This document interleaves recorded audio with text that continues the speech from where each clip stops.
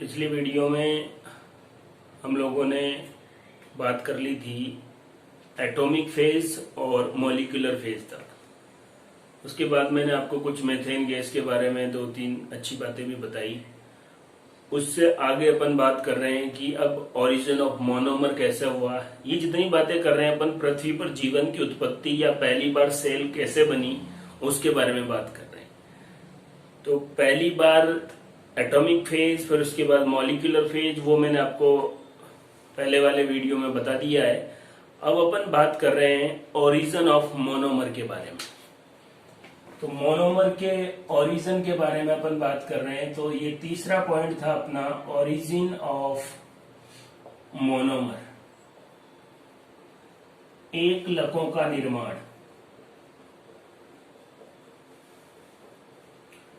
पहली बार एक लकों का निर्माण कैसे हुआ इस बारे में बात कर रहे हैं। इसमें चार बातें मैं आपको बताता हूं। पहली बार अमीनो एसिड, अमीनो अम्लों का निर्माण कैसे हुआ। पहली बार शुगर कैसे बनी, और फैटी एसिड वसीय अम्ल कैसे बने, और नाइट्रोजन बेस कैसे बने। नाइट्रोजन बेस, ये देखिए नाइट्रोजन क्षारक के बारे में बात कर रहे हैं। सिंपल बात है, जितने भी एल्डिहाइड थे उनमें बहुलकीकरण, पॉलीमराइजेशन हो गया, और उससे किसका निर्माण हो गया, शुगर का निर्माण हो गया। फैटी एसिड, एल्डिहाइड और कीटोन दोनों ने आपस में मिलकर रिएक्शन की और किसका निर्माण कर दिया, फैटी एसिड का। एक बार आपको मैं फिर बता रहा हूं, फैटी एसिड वसीय अम्ल, शुगर के बारे में आप जानते ही हैं। अमीनो एसिड का मतलब है अमीनो अम्ल। ये देखिए नाइट्रोजन बेस, नाइट्रोजन क्षारक, इनका भी निर्माण हुआ, और इनका निर्माण ऐसे हुआ, मैंने आपको बताया था पृथ्वी पर पहली बार उत्पन्न होने वाले कार्बनिक पदार्थ मेथेन, और कौन है, हाइड्रोजन साइनाइड। मेथेन के बारे में अपन ने बहुत ज्यादा बात कर ली थी। जो हाइड्रोजन साइनाइड है वो अगर अमोनिया से रिएक्ट कर लेता है तो जो नाइट्रोजन क्षारक बनाता है उसका नाम है एडिनिन। आपको पता है नाइट्रोजन क्षारक adenine, guanine, cytosine, thymine, uracil 5 होते हैं। और अगर यही हाइड्रोजन साइनाइड नाइट्रोजन से रिएक्ट करके, और जितने भी जो अदर नाइट्रोजन बेस है, साइटोसिन है, थाइमिन है, यूरेसिल है, उसका निर्माण करता है। बोर्ड पर आपको साफ साफ दिख रहा है कि अमीनो अम्ल, शुगर, फैटी एसिड और नाइट्रोजन बेस, इनका निर्माण कैसे हुआ। केवल अमीनो एसिड बाकी है। अमीनो एसिड के बारे में कि 3 गैसें, अमोनिया, हाइड्रोजन और मिथेन गैस, मिथेन, हाइड्रोजन और अमोनिया गैस ली गई कुछ निश्चित अनुपात में, फिक्स रेशियो में, और साथ में जल वाष्प, वाटर वेपर भी लिया गया। और इसको बहुत ज्यादा एनर्जी में, वैसे भी स्टार्टिंग में पृथ्वी बहुत गर्म थी, और सोलर रेडिएशन या जो यूवी रेज, एक्स रेज, ये बहुत सारी किरणों के द्वारा एनर्जी मिली। बहुत सारे ज्वालामुखी, वोल्केनिक इरप्शन द्वारा भी एनर्जी मिली, और इस एनर्जी के द्वारा किसका निर्माण हुआ, एमिनो एसिड का। ये बात ओपेरिन और हेल्डेन ने बताई। ये केवल हाइपोथेसिस थी कि भाई इस तरीके से सरल पदार्थों का या मोनोमर्स का निर्माण हुआ होगा। और इसी बात को कि क्या इन गैसों, जलवाष्प और एनर्जी के द्वारा एमिनो एसिड बनते हैं, इसी बात को एक्सपेरिमेंटली प्रूव किसने किया, स्टैनले मिलर ने किया।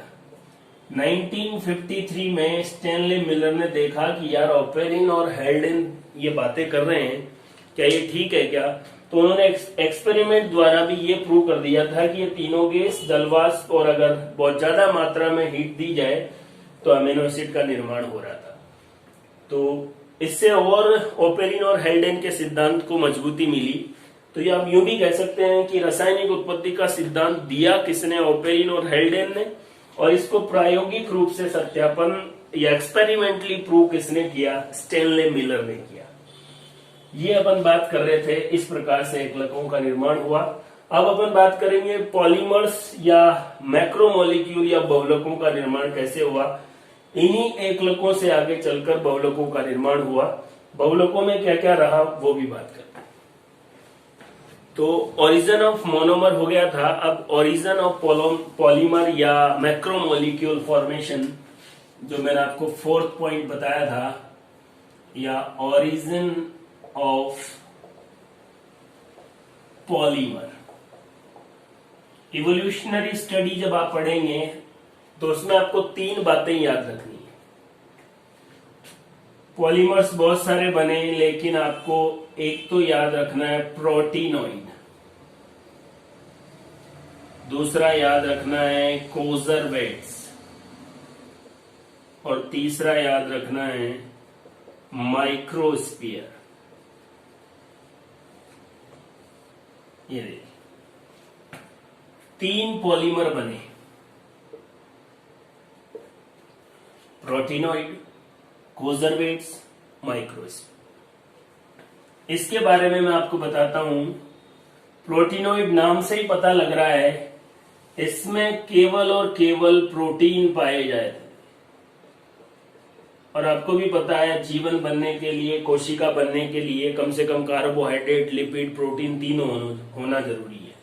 तो प्रोटीनोइड तो केवल प्रोटीन था। इस बात का प्रूव ऐसे हुआ कि इसका डाइजेशन किया जा सकता था, डाइजेस्टेड बाय 2 एंजाइम, पेप्सिन और ट्रिप्सिन। और आपको याद है पेप्सिन स्टमक और ट्रिप्सिन अग्नाशय। पेप्सिन आमाशय स्टमक और ट्रिप्सिन अग्नाशय पैनक्रियाज द्वारा रिलीज होते हैं। तो पेप्सिन और ट्रिप्सिन दोनों प्रोटीन का ही डाइजेशन करते हैं, पेप्टाइडेज एंजाइम है ये। तो ये प्रोटीनोइड कंफर्म हो गया कि ये ओनली प्रोटीन था, तो इसको जीवन की कोई स्टार्टिंग वाली संरचना नहीं बोल सकते। कोजरवेट्स जो था वो अनस्टेबल था, अस्थायी संरचना थी पहली बार। और इसमें जो प्रोटीन थे वो पुराने प्रोटीन नहीं थे, नए प्रोटीन थे। इसके अंदर एंशियंट प्रोटीन नहीं थे, नॉट एंशियंट प्रोटीन, या पुराने वाले जो प्रोटीन का सिचुएशन इसमें नहीं थी, इसलिए कोजरवेट्स को भी नहीं माना गया। ये आप और बात याद रख सकते हैं। कोजरवेट्स जो वर्ड है या इसके बारे में जो जानकारी है वो किसने बताई, ओपेरिन। ये थोड़ा इंपॉर्टेंट है। कोजरवेट्स के बारे में यूं भी कह सकते हैं कि ये पुअर मॉडल है ऑफ प्रोटोसेल। प्रारंभिक जो सेल थी उसका ये गरीबों वाला मॉडल है, कोई खास मॉडल नहीं है। माइक्रोस्फीयर में बिल्कुल सेल लाइक चीजें हो रही थी, जैसे इसमें ऑस्मोसिस हो रहा था, परासरण की प्रक्रिया कर रहा था, इसमें ग्रोथ हो रही थी, वृद्धि हो रही थी, इसमें बडिंग हो रही थी, मुकुलन जिसको आप कह सकते हैं, इसमें फ्यूजन हो रहा था, खंडन। ये सारी बातों से लगा कि ये सेल जैसा ही है, इसलिए माइक्रोस्फीयर को एक्सीलेंट मॉडल, माइक्रोस्फीयर जो है वो एक्सीलेंट मॉडल ऑफ प्रोटोसेल है। प्रारंभिक सेल का एक्सीलेंट मॉडल कौन है, माइक्रोस्फीयर। और एक वैज्ञानिक भी था सिडनी फॉक्स। ये सिडनी फॉक्स, सिडनी की लोमड़ी वैज्ञानिक का नाम है। इन्होंने 18 एमिनो एसिड को पहले बहुत गर्म किया, फिर एकदम ठंडा करके एक संरचना बनाई थी, उसको नाम दिया था माइक्रोस्फीयर। लगभग 160 से 200 डिग्री सेंटीग्रेड तक गर्म किया और फिर उसको क्या कर दिया, ठंडा कर दिया, तो जो पॉलीमर या जो मैक्रोमोलिक्यूल बना उसको माइक्रोस्फीयर नाम दिया। ऑरिजिन ऑफ पॉलीमर में अपन ने बात की प्रोटीनोइड, कॉन्जर्वेट्स और माइक्रोस्फीयर। एग्जाम में क्वेश्चन, प्रोटीनोइड केवल प्रोटीन संरचना थी, कॉन्जर्वेट्स किसने बताया? ऑपेरिन ने। ये पुअर मॉडल थे प्रोटोसेल के क्योंकि अनस्टेबल थे और एंशिएंट प्रोटीन के इसमें कंपोजिशन नहीं मिले। माइक्रोस्फीयर के बारे में याद रखना है, सिडनी फोक्स ने बताया कैसे बनते हैं, पहले गर्म करो ठंडा करो। एक्सेलेंट मॉडल ऑफ प्रोटोसेल है और ये सेल जैसा क्यों बोला गया कि ऑस्मोसिस, ग्रोथ, बडिंग और फ्यूजन, ये बातें सब इसमें हो रही थी। अब अपन नेक्स्ट जो बात है उसके बारे में, पॉलीमर के बारे में अपन ने बात कर ली है। अब अपन बात करेंगे किसके बारे में कि न्यूक्लिक एसिड का निर्माण कैसे हुआ, देखते हैं। बहुलकों के निर्माण के बाद, पॉलीमर के निर्माण के बाद न्यूक्लिक अम्ल कैसे बने उसके बारे में बात करते हैं, जिसको अपन कह रहे हैं formation of nucleic acid, nucleic अम्लों का निर्माण। इसके बारे में ज्यादा डिटेल में बात नहीं करके अपन कह सकते हैं नाइट्रोजन बेस, नाइट्रोजन क्षारक और साथ में कौन मिली? पेंटोज शुगर, पेंटोज शर्करा। इन दोनों ने मिलके क्या बना लिया? न्यूक्लियोसाइड बना लिया। और इन न्यूक्लियोसाइड के साथ अगर फॉस्फेट जुड़ गया तो इसको क्या कहेंगे? न्यूक्लियोटाइड कहेंगे। और ये बहुत सारे न्यूक्लियोटाइड जब आपस में मिल जाते हैं तो इन्हीं को अपन क्या कहेंगे? Polynucleotide. Nitrogen sugar, nitrogen base, pentose sugar, दोनों मिलके न्यूक्लियोसाइड, फॉस्फेट मिला तो न्यूक्लियोटाइड, बहुत सारे न्यूक्लियोटाइड मिलके पॉलीन्यूक्लियोटाइड। ये मैं आपको बता देता हूं, बहुत सारे न्यूक्लियोटाइड जब आपस में जुड़ते हैं, न्यूक्लियोटाइड न्यूक्लियोटाइड न्यूक्लियोटाइड, तो इनके बीच का जो बॉन्ड होता है उसका नाम है फॉस्फोडाइएस्टर बॉन्ड, फॉस्फोडाइएस्टर बॉन्ड कहते हैं। और ये पॉलीन्यूक्लियोटाइड मिलके ही क्या बनाते हैं? न्यूक्लिक एसिड, डीएनए या आरएनए। लेकिन इवोल्यूशनरी स्टडी पर आपको ध्यान देना पड़ेगा। एक और संकल्पना दी गई थी, आरएनए वर्ड हाइपोथेसिस, आरएनए संसार संकल्पना। और इस हाइपोथेसिस के अकॉर्डिंग यही बताया कि दोनों न्यूक्लिक एसिड में से पहले कौन बना? आरएनए बना। न्यूक्लिक एसिड में नाइट्रोजन बेस, पेंटोज शुगर, ये बहुत सारे एग्जामों में सवाल आ चुका है। फर्स्ट ग्रेड में भी ये सवाल आया था। न्यूक्लियोसाइड में ये फॉस्फेट जुड़ा तो न्यूक्लियोटाइड, बहुत सारे न्यूक्लियोटाइड के बीच फॉस्फोडाइएस्टर बॉन्ड, पॉलीन्यूक्लियोटाइड, डीएनए और आरएनए। और आरएनए वर्ड हाइपोथेसिस क्या कहती है कि पहले आरएनए बना, उसके बाद फिर डीएनए का फॉर्मेशन। अब आरएनए बन चुका है, मैक्रोमोलिक्यूल्स बन चुके हैं, उससे आगे जो अपसंरचना बनी है उसको अपन कह रहे हैं प्रोटोबायोन्ट। ये देखिए, नेक्स्ट जो अपन बात कर रहे हैं वो प्रोटोबायोन्ट के बारे में। किसका फॉर्मेशन हो गया? प्रोटोबायोन्ट का, फॉर्मेशन ऑफ प्रोटोबायोन्ट। और ये जो प्रोटोबायोन्ट है इसमें आपको बहुत ध्यान से देखना है, एक तो राइबोसोम और एक वायरस। याद रखें, दोनों राइबो न्यूक्लियो प्रोटीन थे। मतलब आरएनए बन चुका, आरएनए वर्ड हाइपोथेसिस के थ्रू, और प्रोटीन बन चुके थे। एमिनो एसिड जब बन गए थे तो आपस में मिलके प्रोटीन। राइबोसोम में भी आरएनए और प्रोटीन पाया जाता है। और जनरली जो वायरस है उसमें भी क्या पाया जाता है? आरएनए और प्रोटीन। इन्हीं को अपन क्या कहेंगे? प्रोटोबायोन्ट। एक जनरल बात भी अपन लें कि रासायनिक उत्पत्ति के सिद्धांत में पहले निर्जीव चीजें थी, और धीरे धीरे एवोल्यूशन होते होते फिर कौन सी चीजें बन रही है, सजीव, सेल या लाइफ आ रही है। तो बीच में कहीं कहीं प्रोटोबायोंट में अपन ने देखा क्या बना, वायरस। पहले निर्जीव, तो कुछ ऐसी चीज जो थोड़ी निर्जीव है और थोड़ी सजीव है, और आपको दिख भी रही है। आरएनए वर्ड हाइपोथेसिस इसको और स्ट्रॉन्ग बना रही है।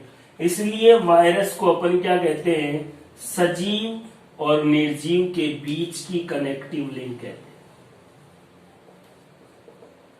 इवोल्यूशनरी स्टडी आपको और क्लियर कर रही है। देखो इसमें दोनों के कैरेक्टर है, जब होस्ट के बाहर रहता है तब निर्जीव और उसके अंदर जाता है तो सजीव। पहले भी अपन इस मामले में बात कर रहे हैं, लेकिन यहां से आपको ये और पता लगा कि आरएनए बना, अमीनो एसिड से प्रोटीन बना, दोनों मिलकर प्रोटोबायोंट संरचना। राइबोसोम अपन सेल बायोलॉजी में आगे और बात करेंगे तो वहां पर भी डिटेल में बात करेंगे।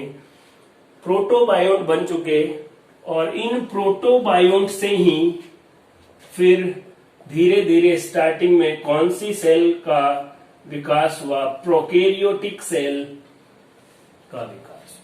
और ये प्रोकैरियोटिक सेल ही आगे चलकर क्या बनी, यूकैरियोटिक सेल। प्रोकैरियोटिक सेल किसमें बन गई, यूकैरियोटिक सेल। अब ये प्रोकैरियोटिक सेल यूकैरियोटिक सेल में कैसे बनी, इस बारे में भी बात करते हैं। तो प्रोकैरियोटिक सेल बन चुकी थी, अब अपन उससे यूकैरियोटिक सेल कैसे बनी उस बारे में बात करते हैं। ये देखिए प्रोकैरियोटिक सेल। पिछले वीडियोस में मैंने आपको इन दोनों में डिफरेंस भी बताया था। और ये क्या है, यूकैरियोटिक सेल कैसे निर्माण हुआ। दो बातें आपको याद रखनी है। हुआ क्या कि एक कोशिका थी, यूं कह सकते हैं एन एरोबिक बैक्टीरिया था। बैक्टीरिया प्रोकैरियोट में ही आते हैं।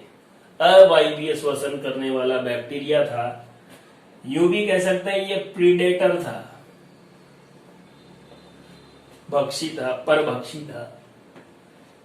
एक दिन क्या हुआ, इधर से एक एरोबिक बैक्टीरिया आया। एरोबिक बैक्टीरिया बोले तो वायवीय जीवाणु, वायवीय श्वसन करने वाला जीवाणु। इस बैक्टीरिया का इसने भक्षण कर लिया और इसका डाइजेशन नहीं हो पाया। इसने इसको अंदर तो ले लिया लेकिन इसका पाचन नहीं हो पाया। बाद में ये इसी के अंदर रहने लग गया और इससे किसका निर्माण हुआ, माइटोकॉन्ड्रिया।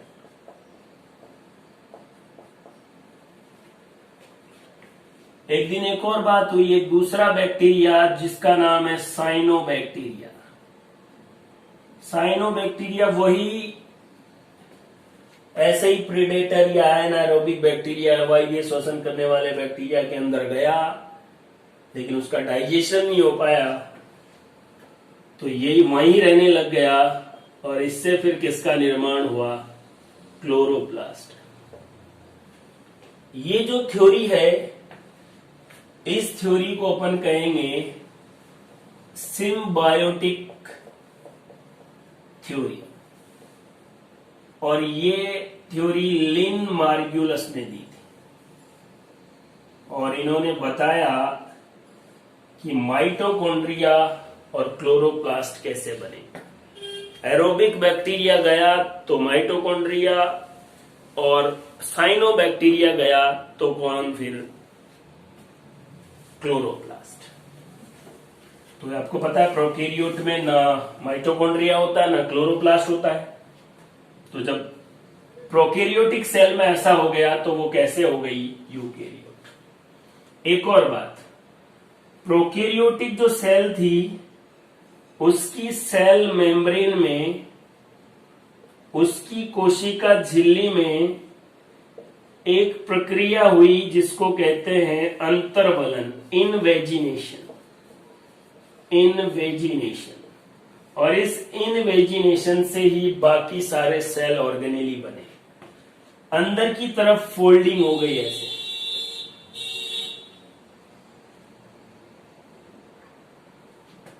अंदर की तरफ फोल्डिंग हो गई ऐसे, अंदर की तरफ फोल्डिंग हो गई ऐसे, और इसके द्वारा फिर जितने भी सेल ऑर्गेनेली है, जैसे आप ईआर बोलो, न्यूक्लियर मेम्ब्रेन बोलो, गोल्जी बॉडी बोलो, लाइसोसोम बोलो, जितने भी सेल ऑर्गेनेली है, वैक्यूल बोलो, जितने भी सेल और अंतःप्रदवी जालिका, केंद्रक झिल्ली, गोल्जी काय, लाइसोसोम, रेक्टिका, सबका निर्माण कोशिका झिल्ली के अंतर्वलन से हुआ है। जब प्रोकैरियोटिक सेल से यूकैरियोटिक सेल बनी, सारे सेल ऑर्गेनेली आए, माइटोकॉन्ड्रिया एरोबिक बैक्टीरिया से, साइनोबैक्टीरिया से क्लोरोप्लास्ट, बाकी जितने भी सेल ऑर्गेनेली है वो प्रोकैरियोटिक सेल की सेल मेम्ब्रेन में इन्वेजिनेशन हुआ और सबका फॉर्मेशन हो गया। एग्जाम में कैसे भी सवाल आए। हाँ, सिम्बायोटिक थ्योरी के बारे में लिन मार्गुलिस ने बताया और वो बातें मैंने आपको क्लियर कर दी है। तो ये इस प्रकार से प्रोकैरियोटिक सेल किसमें बन गई? यूकैरियोटिक सेल में बन गई। और अब यूकैरियोटिक सेल बनने के बाद क्या हुआ वो तो आपको पता ही है। सेल ने डिवीजन करना शुरू कर दिया और सेल से फिर नेक्स्ट सेल का फॉर्मेशन होना शुरू किया। फिर प्रोटोजोआ, देन आगे पोरीफेरा, बहुत सारी सेल आपस में जुड़ गई। इस प्रकार से इवोल्यूशन आगे चलता रहा। प्रोकैरियोट से यूकैरियोट बन गए। एक बात और बताता हूं, इवोल्यूशन के दौरान पोषण के तरीके, न्यूट्रिशन लेने के तरीके कैसे हुए सेल में, इससे भी बहुत बार सवाल आता है। सबसे पहले वाली सेल कीमो हेटेरोट्रोप थी। इस सीक्वेंस को याद ही रख लें। रसायन स्वयं पोषी,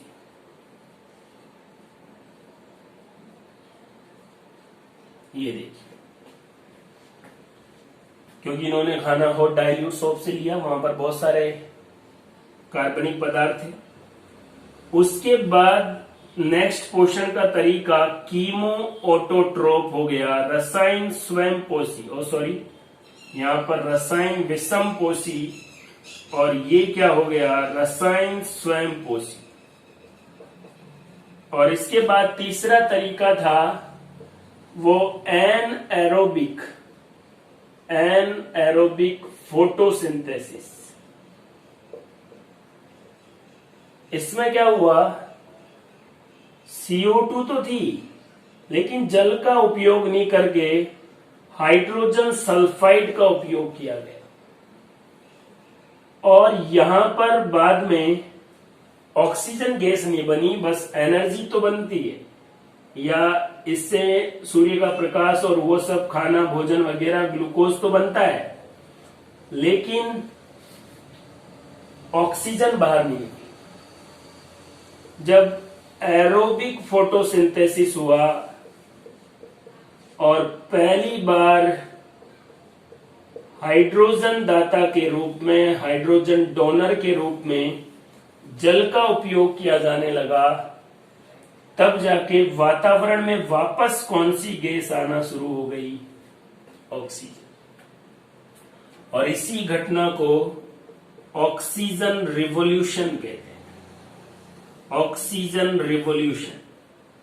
देखो, वातावरण में प्रोकैरियोटिक सेल भी आ गई, वातावरण में ऑक्सीजन भी आ गई, और आराम से प्रोकैरियोटिक सेल, यूकैरियोटिक सेल आपस में डिवाइड करके, और नेक्स्ट थ्योरी ऑफ बायोजेनेसिस, मतलब अब जीवों से ही किसका निर्माण हुआ? जीवों का निर्माण हुआ। तो वातावरण जो पहले ऑक्सीजन लेस रिड्यूसिंग एनवायरनमेंट था, एरोबिक वायवीय प्रकाश संश्लेषण के द्वारा किसका? जल का उपयोग हुआ हाइड्रोजन दाता के रूप में। एक और महत्वपूर्ण बात, कई बार छोटे मोटे एग्जामों में सवाल आता है, प्रकाश संश्लेषण में निकलने वाली ऑक्सीजन कहां से प्राप्त होती है? CO2 से या जल से? तो साफ साफ दिख रहा है, अगर CO2 से मिलती तो पहले ही बन जाती। CO2 से नहीं, प्रकाश संश्लेषण में बनने वाली ऑक्सीजन किससे प्राप्त होती है?